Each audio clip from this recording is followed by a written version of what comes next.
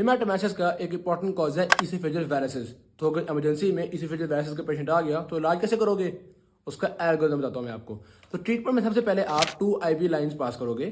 फिर आपने generalise measures करने हैं, 3 काम करने हैं। स्टेबलाइज द पेशेंट, जिसमें फ्लूइड रेस्पिरेशन कर लो, अगर HP ड्रॉप हुआ है बहुत ज़्यादा तो फिर ब्लड लगा दो और कोई एयरवे वगैरह मेंटेन कर लो, ठीक है।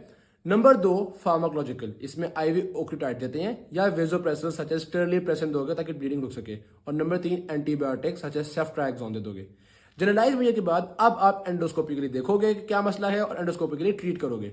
एंडोस्कोपी के लिए कुछ ड्रग्स भी दे सकते हैं जिसको हम स्क्लेरोथेरेपी कहते हैं, या कोई लाइगेशन वगैरह कर सकते हैं।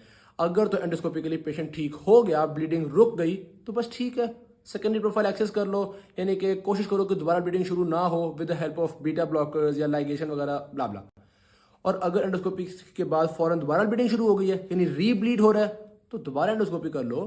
अलबत्ता अगर पेशेंट नहीं ठीक हो पा रहा तो भाई सीधी सी बात है, अल्टीमेट इलाज करना पड़ेगा।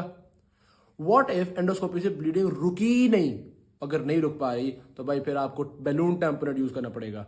और बैलून टैम्पोनेट से बिना रुकी तो भी अल्टीमेट इलाज करना पड़ेगा। और अल्टीमेट इलाज क्या है इसका? TIPS trans oesophageal portosystemic shunt. ये था हमारा 100 सेकंड्स में algorithm for oesophageal varices. Now you can solve this used question.